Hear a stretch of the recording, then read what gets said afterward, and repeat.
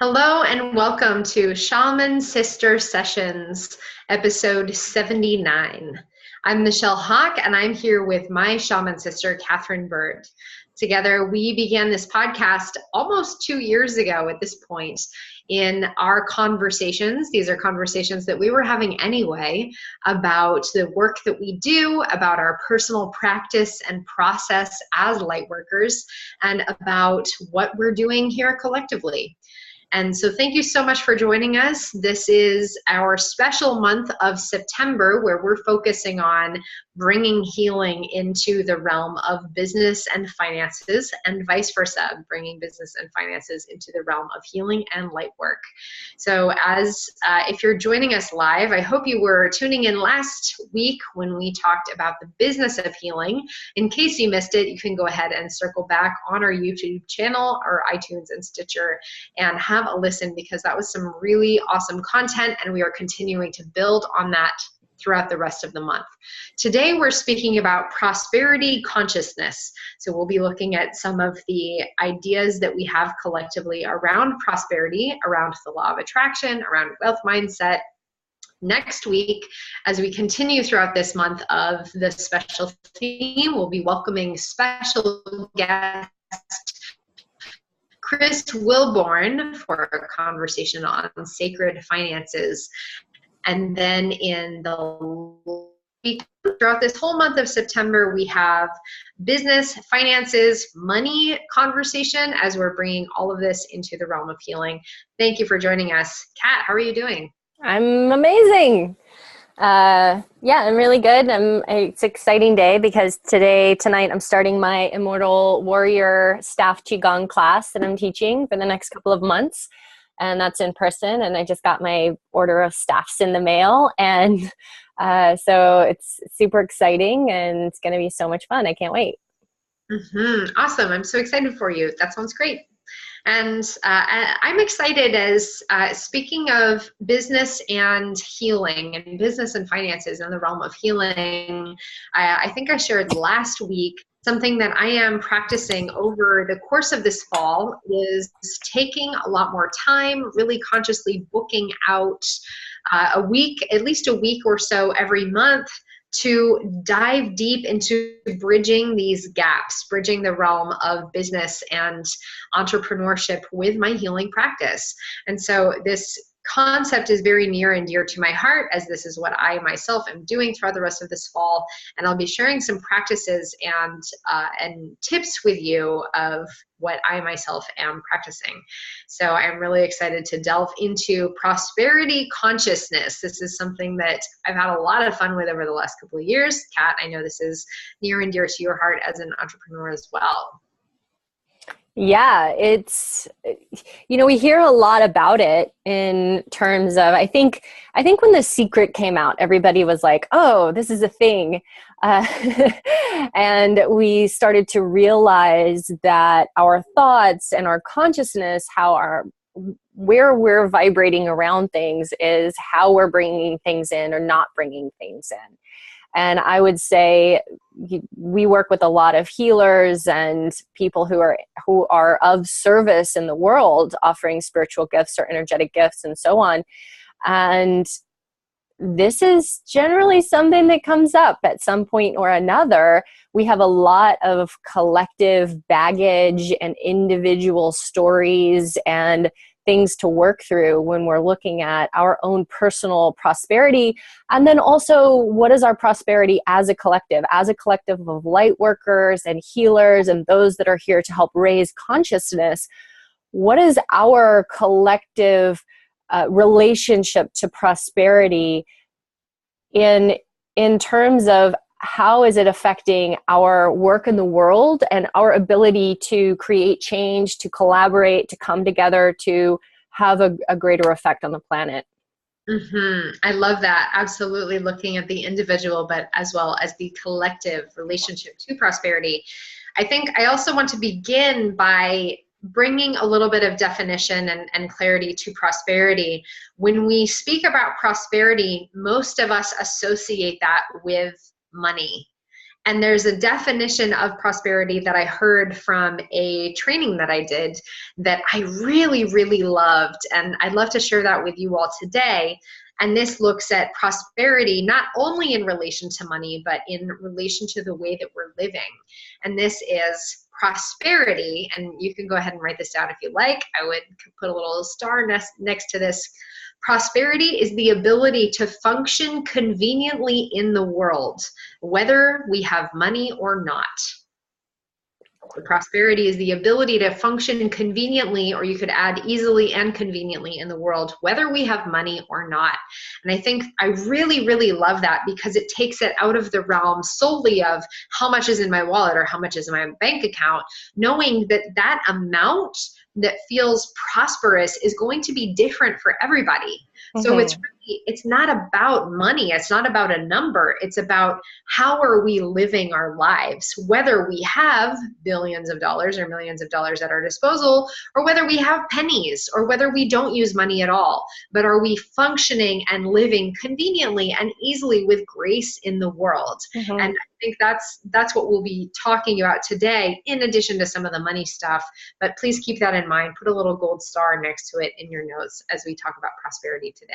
Yeah, exactly. I think that's so important to keep coming home to, because we can see in the world so many insanely rich people who have everything at their disposal and yet aren't really living in that realm of ease and this convenience, sort of like, yes, they can do anything, they can go anywhere, they can buy anything.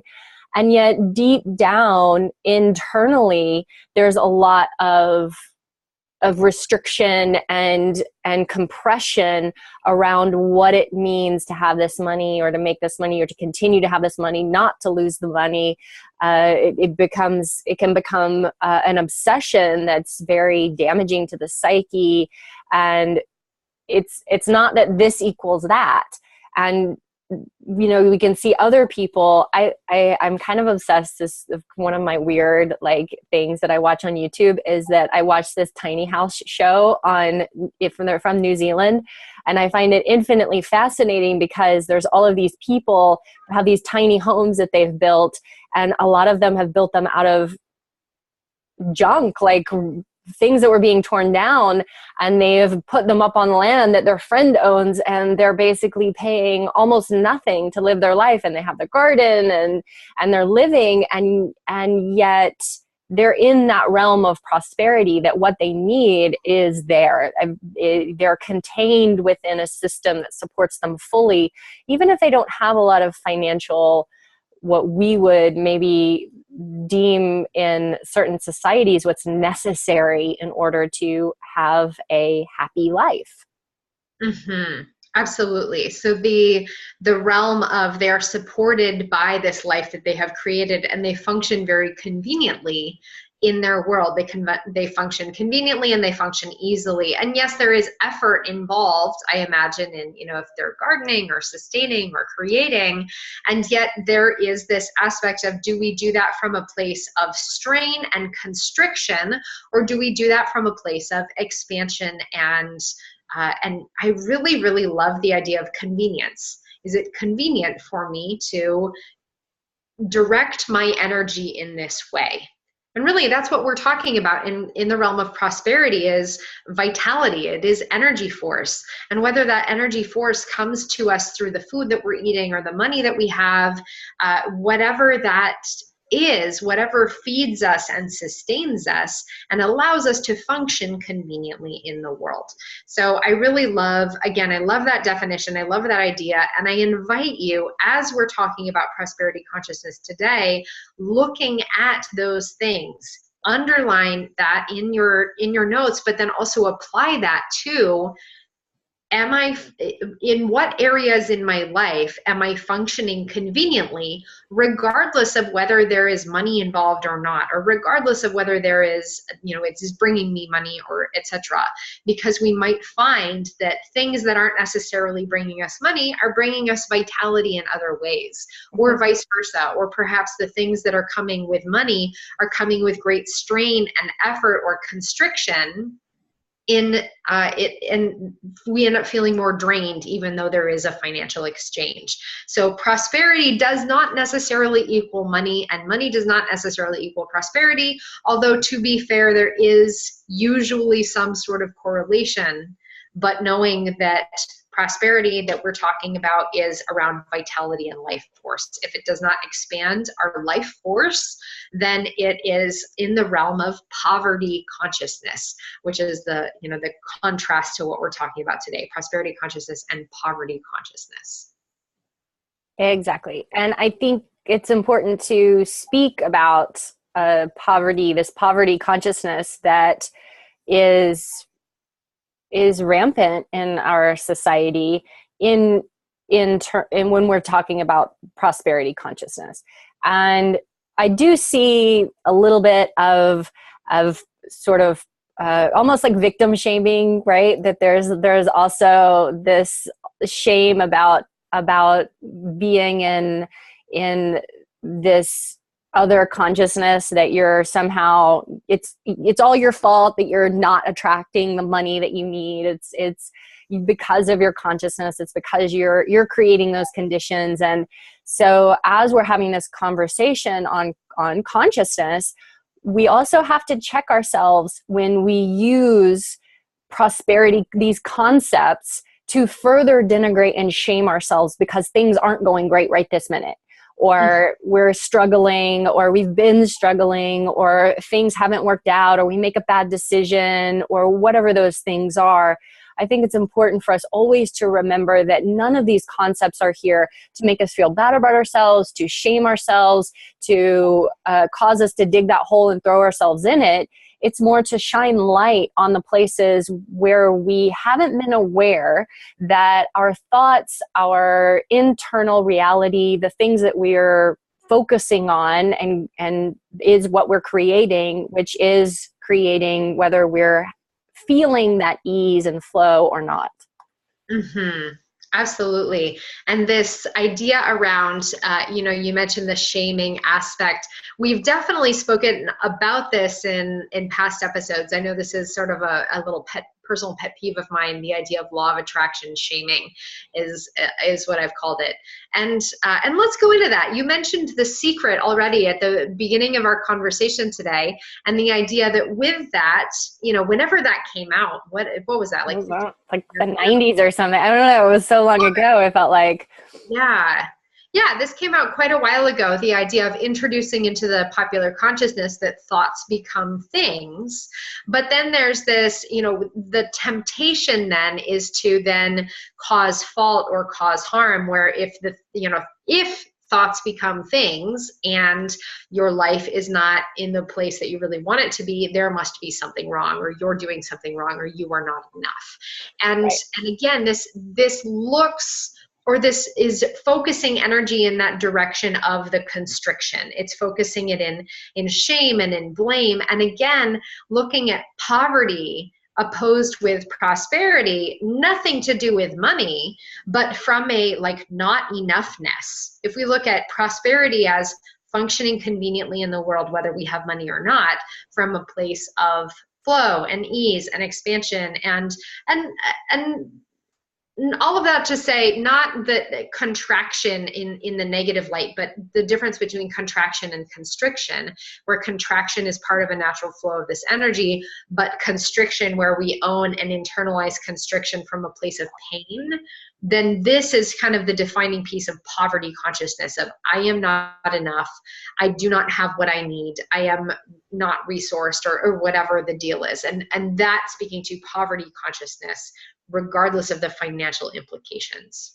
Right. Because you can actually have quite a lot of money and still be living within that realm of poverty consciousness, and living within the realm of, I'm not enough, I don't have enough, there's never going to be enough, I'm, in trouble. And you can see this also in ways that we sabotage ourselves, that even when maybe we get a big windfall, or we get, a big check, something happens in our life, maybe we inherit a lot of money, or we win the lottery, whatever it is, but you have seen people who have gotten a lot of money and they have lost it. They've lost it. Lots of celebrities have done this, and you wonder, how could you make that much money and be in what we would term prosperity and yet end up bankrupt and having to, whatever, work at a horrible regular job and give away all your mansions. And this is also within that same realm of how they're not connected. Money and the inner game is connected and isn't connected sometimes. Mm-hmm. Absolutely. I think part of the realm that we'll be talking about here, where prosperity consciousness, again, connected to life force, looking at what are some of the challenges that we have in allowing ourselves to access prosperity consciousness, or what keeps us in poverty consciousness. And I think one of the biggest pieces is blockage to that life force flowing through the system. We know that, if we're looking at and again, in this course this training that I was involved in, where I heard this first definition of prosperity, where prosperity is the ability to function conveniently in the world, whether we have money or not, looking at the sort of the four realms of prosperity. And again, in the course of this training, it was applied to money. And yet I think it's also really helpful to apply it to the idea of energy and vitality. And the first was earning money, or in the case of energy, receiving energy. The second is saving or keeping it. How do we allow energy to stay in our field, or how do we allow money to stay in our wallets or systems or bank accounts? The third is spending. How do we offer money and energy back out into the world? And then the fourth is investing. Okay, so, and these are like the four stages of money mastery, or in the case of what we're talking about today, the four pieces of what it means to master prosperity consciousness. How do we allow energy to flow into the field? How do we allow energy to stay in the field? How do we allow ourselves to allocate energy effectively, or spend energy? And then how do we allow ourselves to invest energy in ways that will bring us more energy? And actually, I'll go ahead and repeat those four. And I would love, if you're taking notes or you're journaling right now, go ahead and write those down. The first is earning money or receiving energy. So I'll do the money and the energy part. Earning money and receiving energy. Saving money and maintaining energy. Third is spending money or allocating energy. And the fourth is investing money or investing energy. And all of this with the idea of allowing what is in our field to circulate and refresh and stay vital and continue to bring us more abundance and prosperity of finances and life force. Right. And so as you're writing those down, it would be lovely if later you actually went into each one of those categories and asked those questions of, how do I receive both money and also energy, life force in my life? And you might find some parallels in there of the ways that maybe you give too much to others, and you don't have boundaries, and you don't ever say no, and oh wow, and I like to spend a lot of money, and I don't keep track of what's going out, and I overgive to whatever organizations and different things. There might be some parallels there, and then starting to unwind those pieces and looking at, okay, what are the steps that I can bring in that's going to help me in both of those areas? Because just like if you go back and listen to our boundaries episode, which was a really early episode, whatever's happening energetically, working energetically within your field, working to work in the energy of your body and your system is going to have an outward effect on what's happening physically in your life, and vice versa. By making choices to stop doing something that is draining your bank account and will also help to stop draining your life force, because when your bank account is being drained by something that's not necessarily what needs to be happening, it's also draining your life force because it's causing worry and fear and anxiety.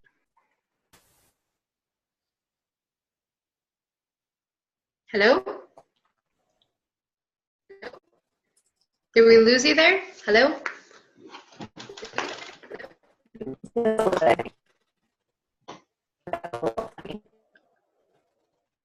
Well, we got a little crackly there. I don't know if it's me crackling out or you crackling out. And somebody who's listening, if you can go ahead and chat in, let us know the last thing that you were hearing right there. That'd be helpful.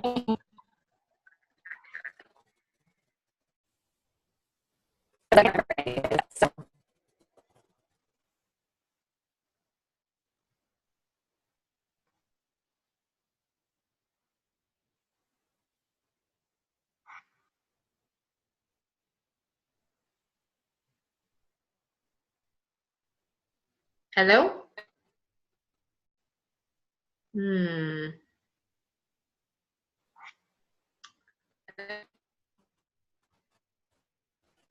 Cat is crackling out. I can hear Michelle just fine. Awesome. Thank you, Kim. Okay.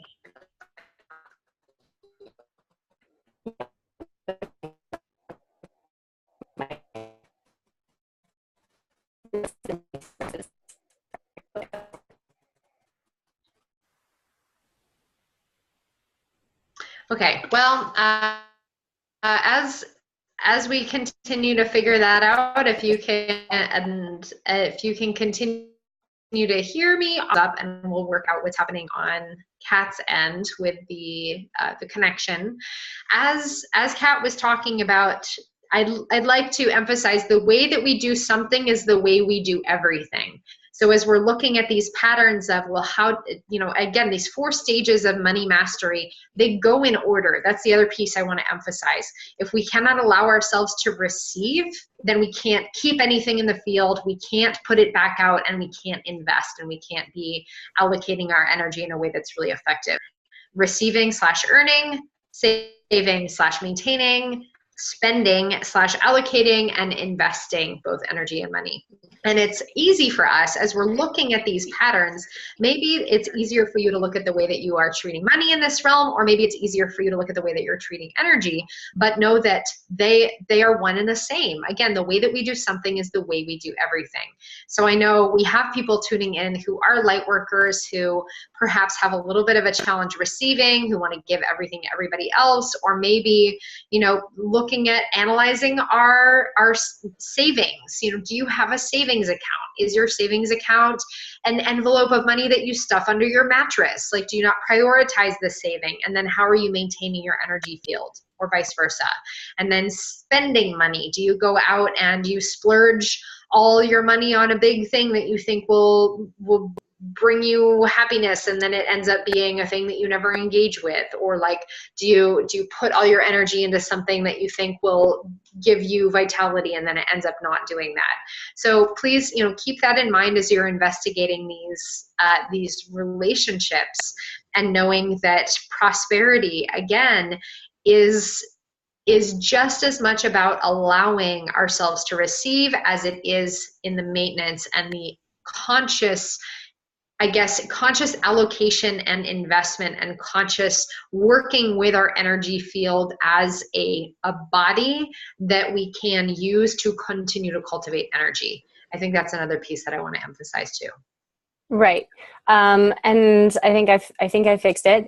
So, and then basically what I'm just saying is pretty much the same thing, is that by working on your energy field, by working on your boundaries, by working on looking at these things from every level of being, not just on what's the money happening with money, but looking at it everywhere in your life, on how are you eating, and how are you engaging with the world, and are you doing energy practices that are supporting you, and are you getting enough sleep, are you drinking enough water? Like, these are things that do matter and connect to these other realms. Poverty is rampant. It is rampant in our society. Our society is set up to create more poverty and to keep people in poverty.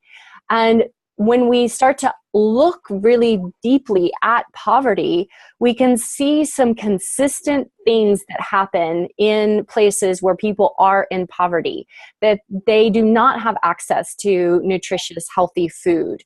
They do not have access to green spaces and to proper exercise and movement. They do not have access to feeling safe in their home.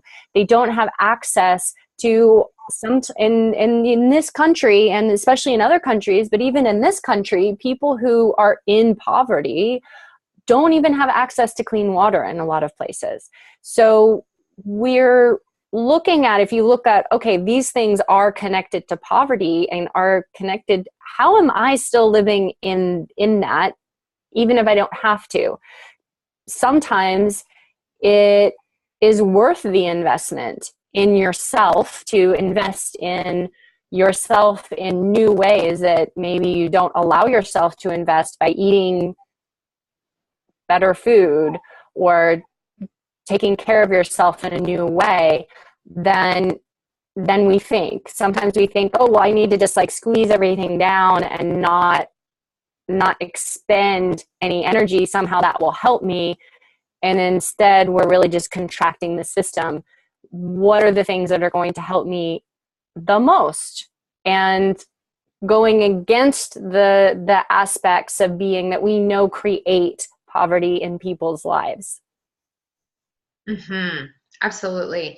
It feels as though, wealth mindset is another one of these pieces, sort of like a little bit of a buzzword as we're looking to what are people paying attention to. So we talked about, the law of attraction, thoughts become things, and we're looking at, prosperity versus poverty consciousness, and wealth mindset, I think, is another one, especially for those of us who are working in the personal development field, working in the spiritual field, the idea that, okay, you can draw more wealth to you through this certain set of mindset.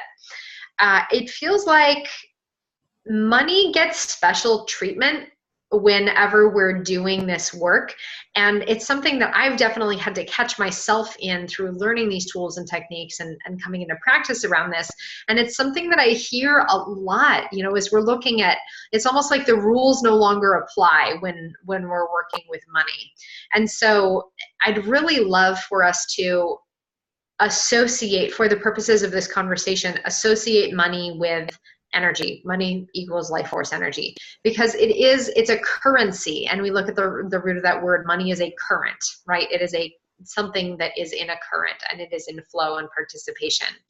Now, the way that we treat, if we're talking about life force and we're talking about wealth of life force, there's not a whole lot of attachment to it. It's not like this thing that we cling desperately to, or that we're, demonizing. It's almost a little bit of a neutral feeling of like, how can I invite energy in, and how can I let energy go? Because we know that holding on to energy and like grasping it and squeezing it and saving it, that's not how energy works. Energy comes and energy goes, and that's a natural part of the process. And yet, almost as soon as we talk about money, there's this really strong, trigger, or a strong pulse of energy that goes in either the direction of demonizing it or deifying it. And it's this realm of like, okay, money is the root of all evil, or money is the thing that I need the most in my life, and I'm going to like squeeze it and hang on to it. And either end of this energetic spectrum takes us out of that neutral invitation. Again, knowing that wealth mindset, and as similar to prosperity consciousness, is around the idea of functioning easily and conveniently in the world, whether we have money or not.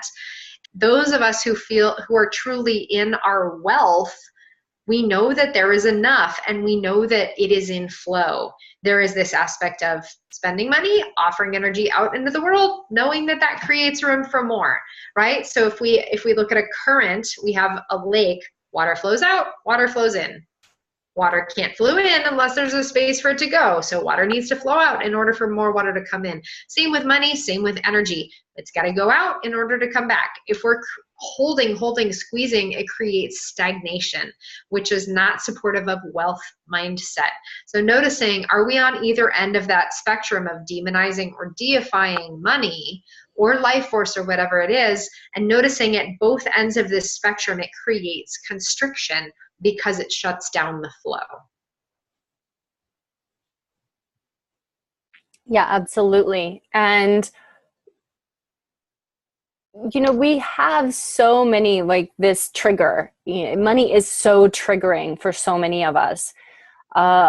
There are a lot of us that grew up in homes where money was either never talked about, it was super hush hush, no one talked about anything about money. Let's face it, in school, we didn't really learn anything about money. So it's this thing that I want, that I need, but I don't actually have access to it within my consciousness because I was never taught about it. And so some of us really have to give ourselves a break over the fact that we've lived an entire lifetime without having any training, education in money.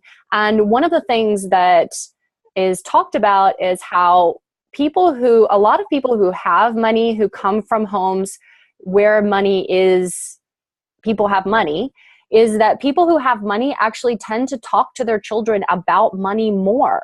They tend to educate them as to what it means to they go and get them a checking account, a savings account when they're fairly young, and start teaching them about money and about investing and about creating a business, about being an entrepreneur. If you came from a home where that wasn't a reality, other people have a huge leg up on the game from you.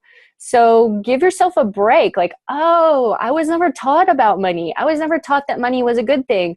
I grew up in a home that was my mother was a social worker, so had a very socialist attitude about things. And I can't tell you how many times I heard that rich people were assholes and that money makes people horrible and people with money suck.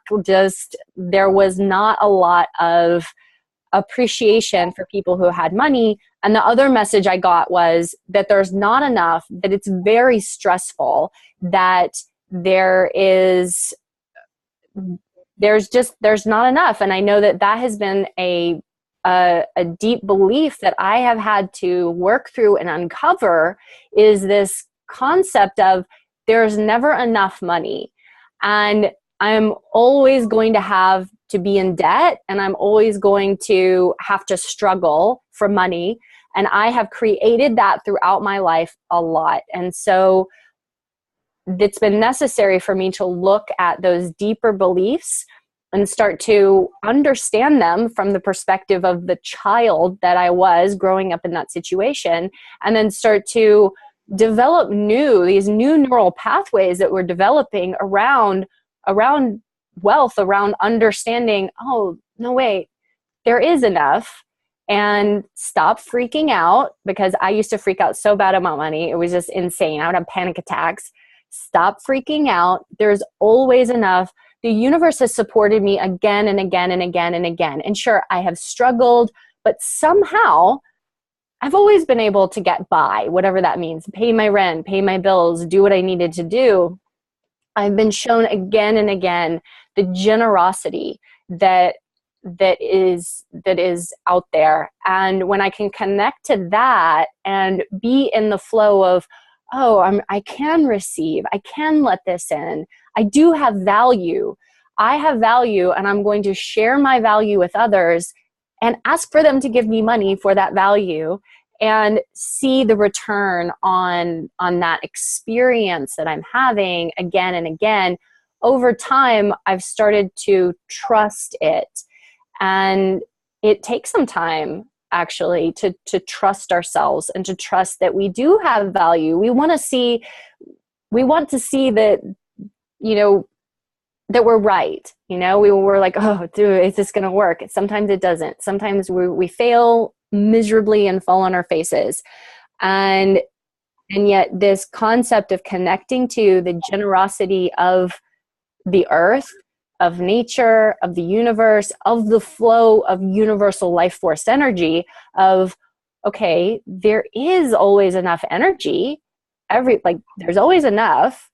So what do I need to do in one of those realms of receiving or spending or saving or investing? Where am I constricting and cutting off life force energy to me so that I can start to operate and vibrate at a higher frequency, and in so doing, allow more to come in?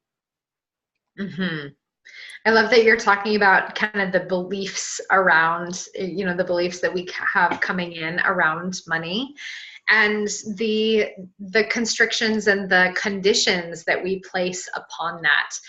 But let's sort of look at I'd actually really love to break down of how does prosperity, whether that is in the form of financial prosperity, so money, or energetic prosperity, how does that actually come into our field? Let's sort of kind of look at these 4 stages a little bit more, because when we are born, we don't have any money. Like, I can guarantee you already have more money now, and you have had more money and energy come into your field now than you've ever had before. And when we look at how much money and how much energy does an individual circulate and create throughout their lifetime, it is probably fair to say, with you tuning in just throughout your lifetime, you as an individual have created and generated and processed through over $100,000 already in your lifetime, maybe like several $100,000, right? And maybe over $1 million, depending on how long you've been on earth, how much money you have generated through your field, how much have you circulated, right? And can we all agree on that that's sort of a fair assessment?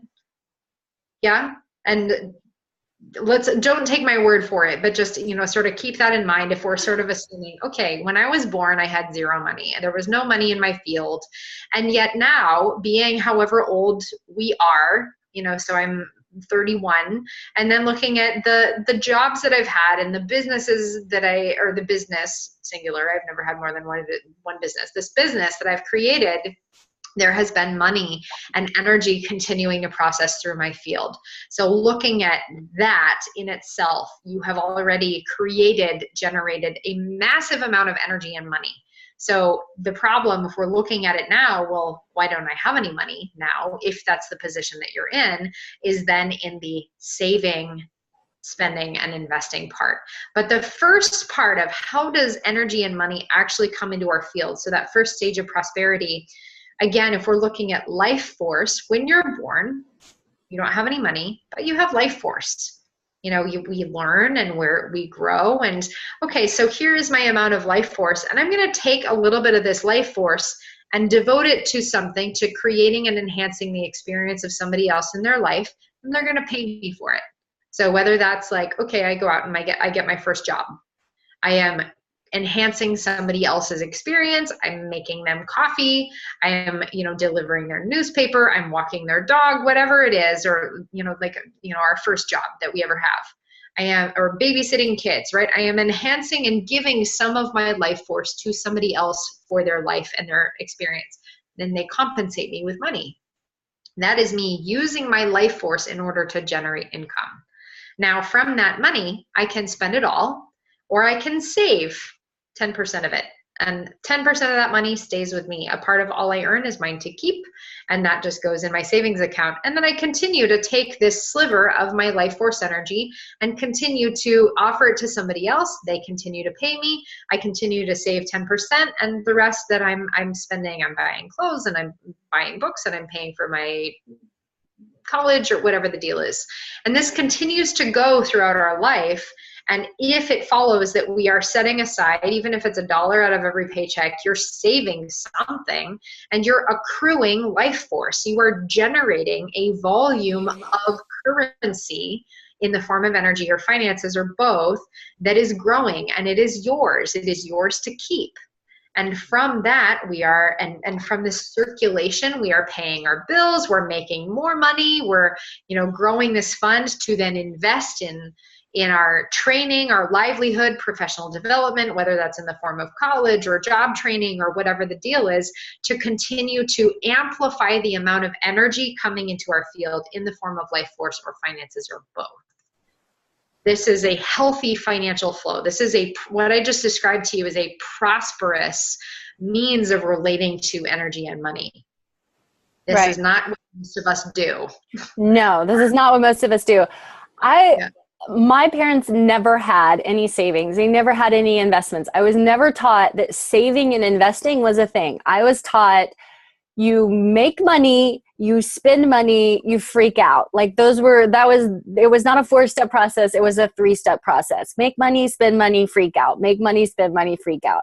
So that was my relationship to all of this. And I would say that probably there are a lot of us who have that relationship. And so as healers, as those that are here to help expand consciousness, we cannot be devoted to that work in the world, to helping people move through their shit and heal their deepest wounds and deal with your childhood stuff and go through past lives. It is inauthentic for us to be committed to that work and say, yes, I'm committed to this work, but I just don't want to look at this stuff. I don't want to look at this part of my yucky stuff. This is some of the yuckiest stuff that we're going to look at, honestly, for a lot of us. Those of us who are healers, we're empaths. A lot of us we cultivated our empath nature. We cultivated our healer nature based on the messed up situation we came from, based on the fact that our parents did not have their shit together. So we have to go into what are these beliefs and where are we strangulating in the system based on what we learned as children, and what is the work that we need to do in order to heal those aspects of ourselves that believe that we're not worthy of one of those things. We're not worthy of receiving. We're not good at saving. We don't have the education or information for investing. All of those pieces are there, and we are probably sabotaging ourselves in more than one at all times. And I'm just going to call myself super guilty on all of this. And this is a learning process. It takes time and it takes attention. We don't often want to give attention to this. It's not glamorous. It doesn't necessarily give us the chills down our spine. It's not the thing that we want to be spending our time doing. We'd rather be doing something much more fun. But if we can bring attention and intention into this part of our lives, then we can start to see a shift and a change. And find the fun in it, find the sacred in the spreadsheets, like I like to say. And whether or not you're like me and you like spreadsheets, I like spreadsheets because I, grew up / was trained in taking data and taking massive amounts of, scientific measurements and data and processing it. And so I have learned to have fun with spreadsheets, because otherwise that would be really boring as shit to process this massive amount of data. But you can cultivate this skill set. There are resources out there, and I would love to offer you some of the tools and practices that I have found most helpful in terms of educating myself. And really, when we look at, yes, this is not the glamorous, sexy part of doing healing work, and really setting ourselves up to be in right relation with our finances and to be in right relation with our ability to receive and process money and energy through our field. And yet this is literally what feeds us. This is literally the thing that sustains us and empowers us and gives us the life force that we need. Again, whether we're talking about in terms of energy, life force, or we're talking about money, this is literally the thing that pays the bills and the thing that enables us to go out in the world and do this work. Kat and I, we process money through our field, through our businesses. We offer this podcast to you for free. This is something that we are doing out of service, and we are able to do this by the fact that we generate income and we generate money through other means. And yes, we do ask for donations. We're going to ask you for a donation at the end of this episode today, just so you know. And if you find this helpful, we would love to be in receiving from you for that. And yet knowing that we make most of our money from other means.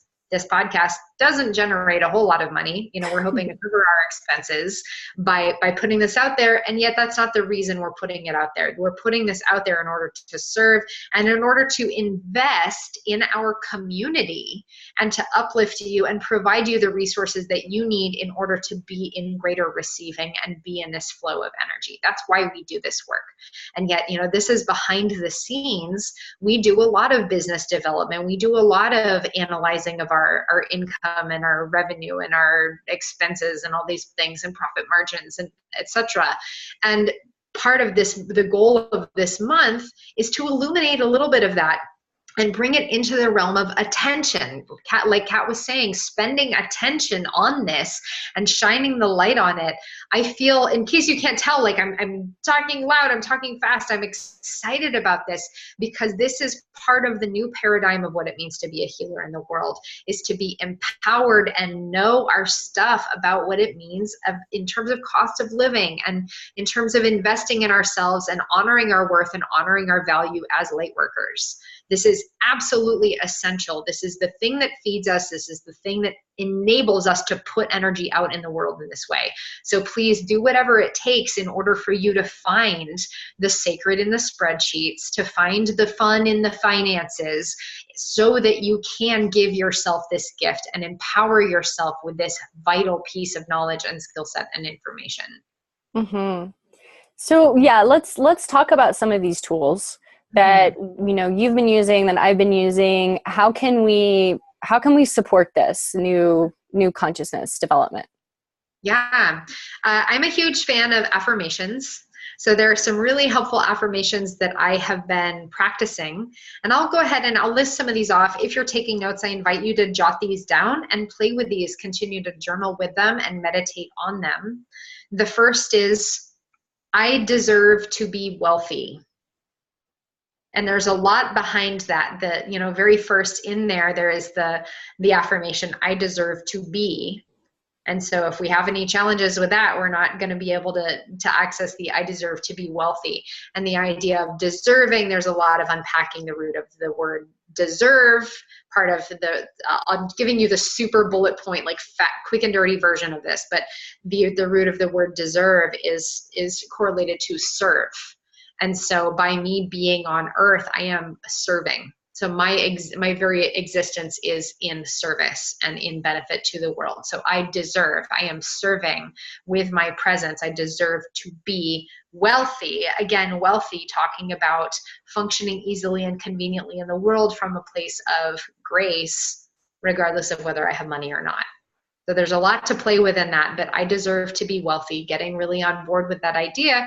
And second of all, asking yourself the question, am I willing to be wealthy? Am I willing to be prosperous? Am I willing to live a life of prosperity consciousness?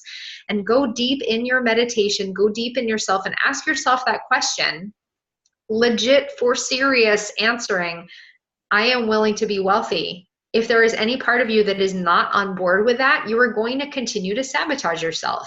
Despite your best laid plans, really going inside and asking, is there any belief that I have, any fundamental programming, any soul contracts, any energetic signatures that I have that are in contrast with the willingness to be wealthy? If that is the case, you are going to continue to shoot yourself in the foot in your ability to be prosperous in your lifetime. So starting with those two, actually maybe reverse the order on those. Am I willing to be wealthy? Am I willing to live a prosperous lifestyle? And then second of all, I deserve to be wealthy. I deserve to live a prosperous life. Play with those to start. Mm-hmm. Amazing. Beautiful.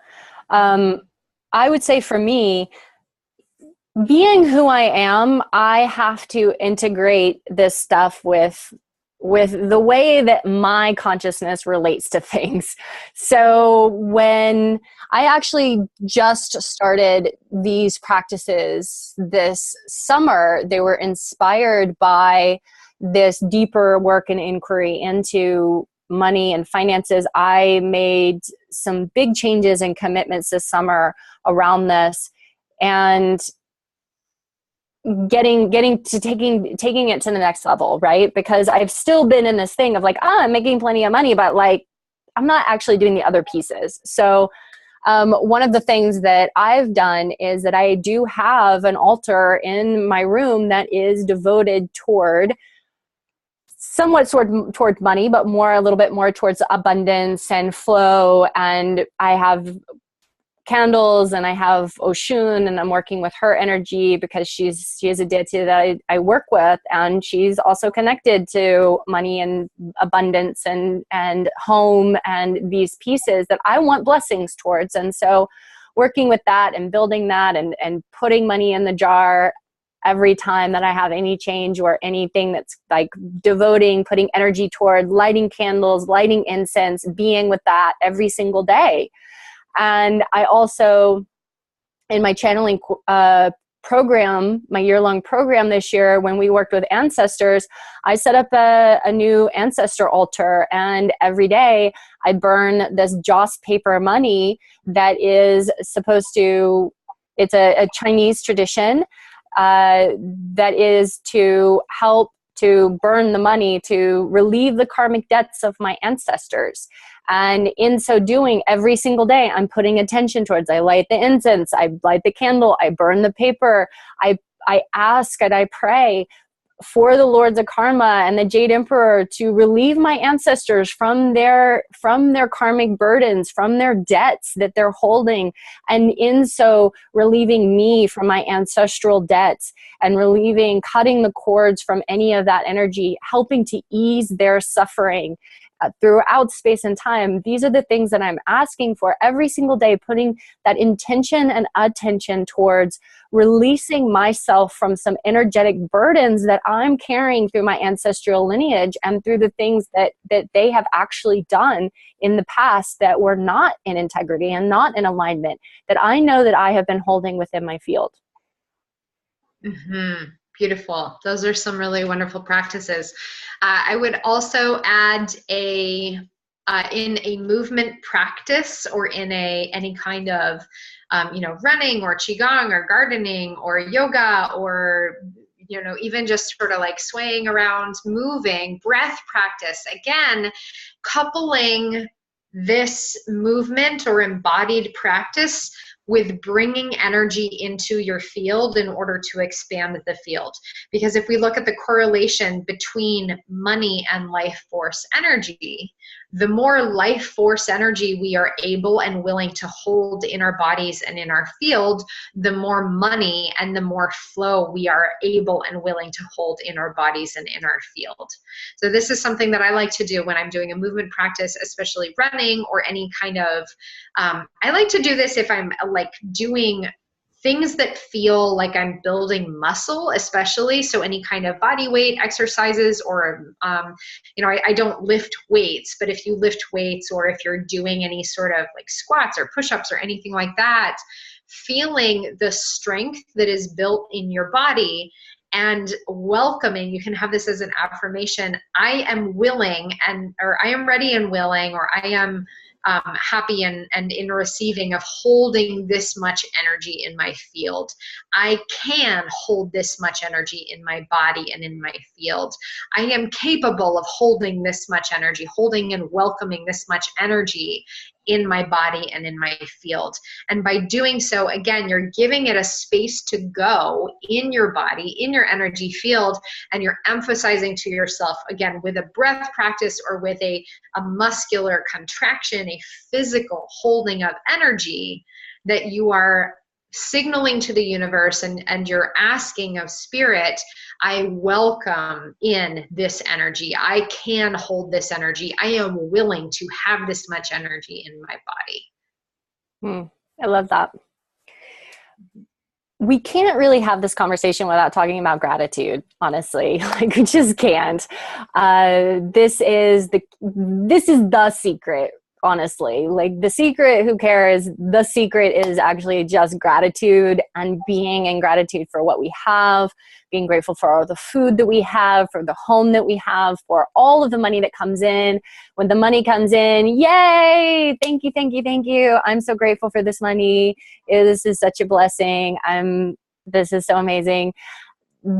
having that experience, even if it's not like maybe what you wanted, still letting yourself feel grateful for whatever is there. I watched an incredible video, I think it was just yesterday, about a man who had lost all of his money. He couldn't feed his family, and he decided to enact a crazy experiment, which was every half an hour, he focused on gratitude and what he was grateful for. And he said that within just 3 days, he started having crazy things happen and synchronicities, and things started moving forward, and people came together and stuff started flowing toward him. And he was completely blown away that this actually worked. So set a timer on your phone and do the experiment. I want to hear if somebody really does the experiment. Every half an hour, I'm going to be grateful. We're rewiring our neural pathways to release anxiety and worry and fear and being in that frequency, because our brain wants to continue whatever frequency it's in. It's setting down the pathways. It wants to stay where it's at. And our brain is wired for stress and fear and seeing the worst of things. Our brain lights up and goes crazy when things are going bad. And so our brain is looking for all of the things that are going wrong. And it is a conscious retraining of our brain to be in the space of everything is great. I have everything I need. I have more than enough. I am full of abundance in my life. I am so grateful for this amazing meal. I'm so grateful for my home. I'm so grateful that it's warm. I'm so grateful that I have these boots. I'm so grateful that I have these clothes to wear. I'm so grateful that I have this puppy and I don't have to leave my house because all I have to do is sit and snug this puppy. Like whatever it is, I'm grateful. And that is definitely one of the keys of this experience. Mm-hmm. Beautiful. Absolutely. And we are going to leave you there. So you have some really powerful tools. I do encourage you, go back and listen to last week's episode if you haven't already on the business of healing, because that is bringing in some of these other pieces. And then we offered you a lot of tools today. So revisiting those 4 stages of money mastery, or those 4 stages of mastery of prosperity consciousness, as well as some of these practices that we have listed around doing the affirmations, around releasing the karmic debt of your ancestors, creating a prosperity altar, building your field, and being grateful. There's a lot to work with here. And yes, there are more practices that we do. There's more work behind the scenes that we have cultivated.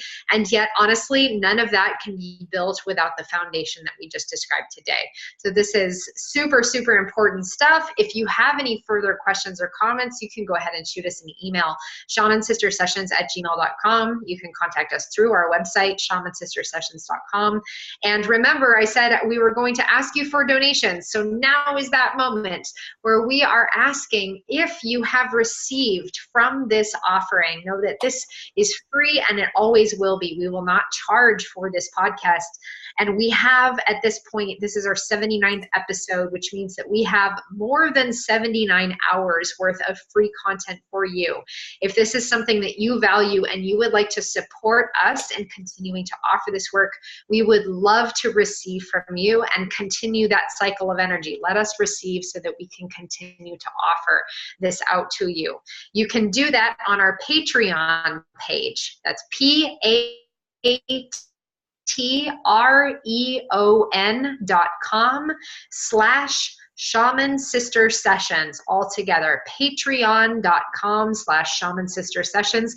Even $1 per month is helpful. And we do have some patrons who that's what they offer. And we have some patrons who offer more than that in the $11 a month range. But please know that by doing so, you are continuing to support our ability to support you with this awesome free content, these conversations, these resources and tools, etc. And you can go ahead and contact us individually or collectively if you like. We do have a lot of exciting projects going on.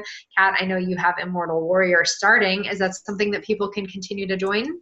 Nope, we're all full. And then the next thing is Open Your Channel, which is going to be the online program and also a retreat, optional retreat.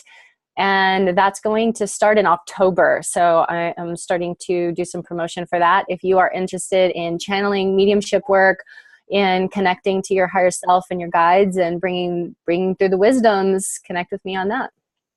Beautiful. And I am all full up in both my alchemy course, which has been going, we're about 6 months in at this point, but I am beginning to start taking applications in people who are interested for I Am Alchemy 2019.